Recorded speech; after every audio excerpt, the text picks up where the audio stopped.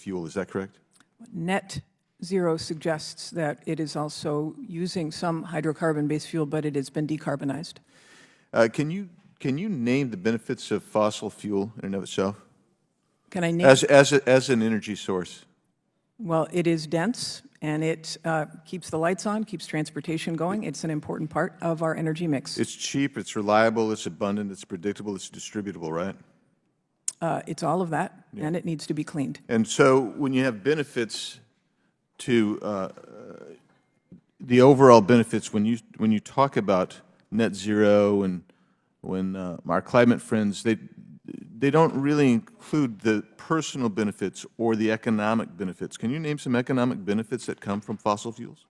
Well, clearly our economy has been built upon fossil fuels. Our economy is driven by fossil fuels. But fossil fuels have also created an enormous problem, which is climate change. And that's impacting individuals and economies too. So let's clean it up. Let's talk about some other things.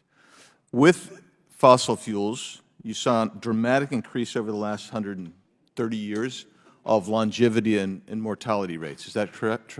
That's yes. true, right? Yes. You also saw a dramatic increase in sanitation and health impacts that were good, right?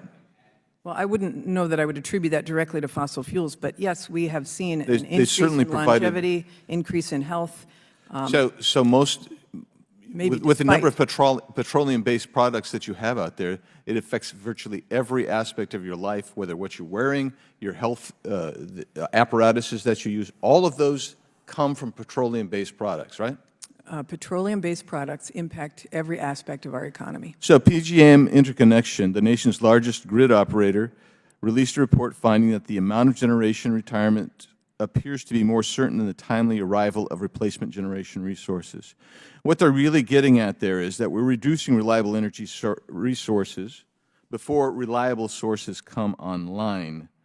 And that's really what we see happening, and that's the anticipation. That's why some states talk about rolling brownouts that are coming their way.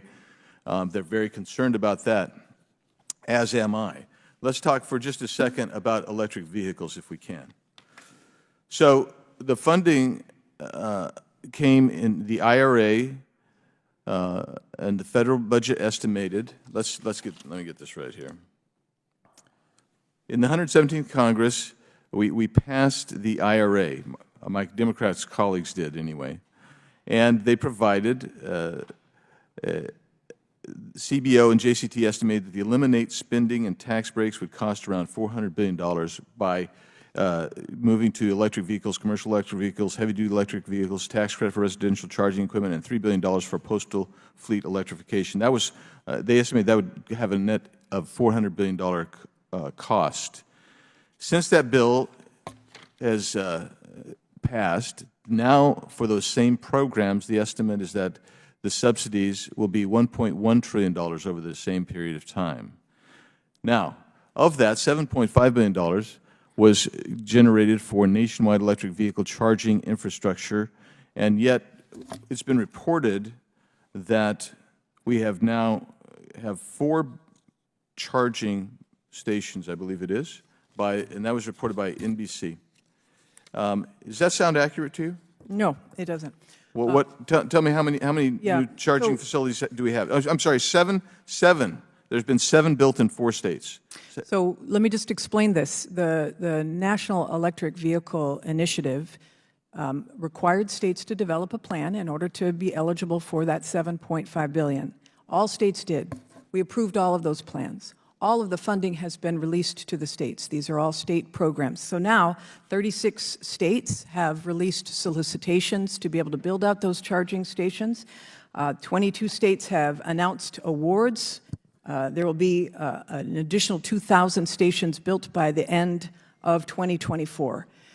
You're guaranteeing that there's going to be 2,000 EV stations? That is what we forecast. And that's your forecast. And the result is you're putting those in, the taxpayers are putting those in. All of these are taxpayer subsidized, and yet Ford can't even sell their cars. Most of these lots can't sell them. I would like to introduce into the record the article where Ford is announcing massive losses of $1.3 billion that they're losing on an average $132,000 for every EV that they sell. Without objection to ordered. Thank you. Gentleman yields back. Chair now recognizes Mr. Lynch from Massachusetts. Thank you, Mr. Chairman. Welcome, Madam Secretary. Good to see you. Thank you for all your good work. Just really quick on LIHEAP.